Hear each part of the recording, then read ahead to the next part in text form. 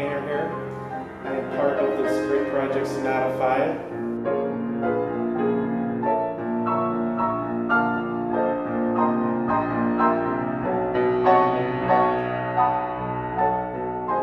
While I paint, I always listen to music, so I thought it was kind of cool that I listen to different kind of music that I usually don't listen to. Plus, it's someone I know, so it's kind of like the culmination of those two have kind of appealed to me, for sure.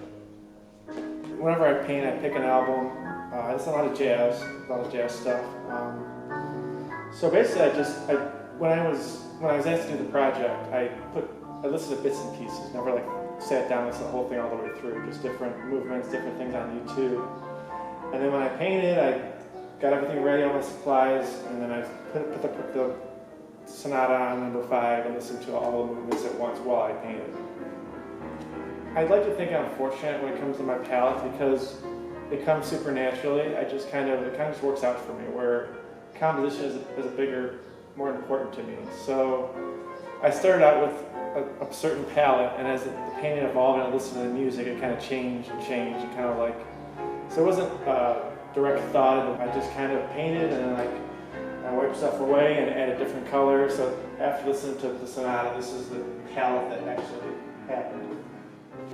I work very frantically and normally I'm usually frantic as I work. So I'm kind of like spilling stuff and losing stuff and picking up stuff. And so I put the music on and I kind of fed off the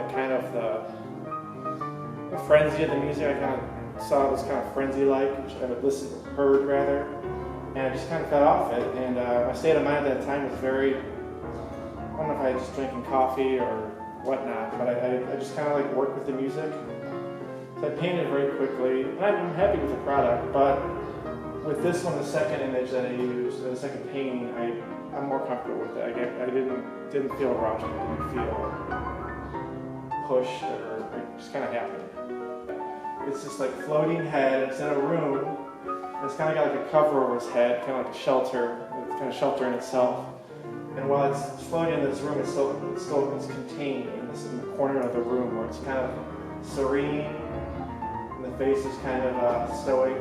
And I've always painted portraits since I was like in grade school. I always did portraits, so I'm drawn to portraits, drawn to portraiture in general. So I don't know. A lot of my previous work has to do with identity and being ambiguous, and so I've always been drawn to the portrait.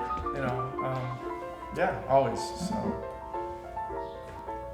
music moves me a lot. I mean, as does a lot of people, but when I paint, it has to be right, and the music has to be right, and it's just weird because it's like when people sing, usually it kind of interferes with my creative process because I'm like listening to the words as opposed to like jazz or classical where it plays in the background, but it still is moving at the same time. Where I'm not concentrating on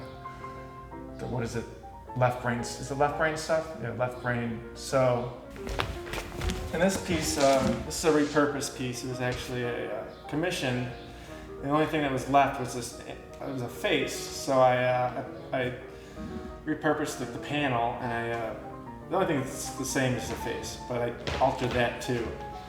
So it's kind of this person. It's kind of almost drowning, and there's like madness going on around them, and a frenzy, and they're sinking.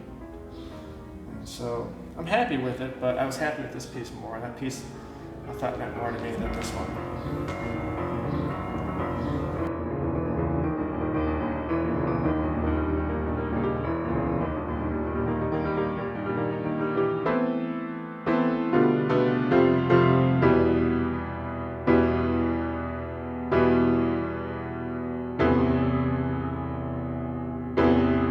Really happy to be part of this. I've never done actually an exhibition that has to do with music and art together, and it's a very important thing to me.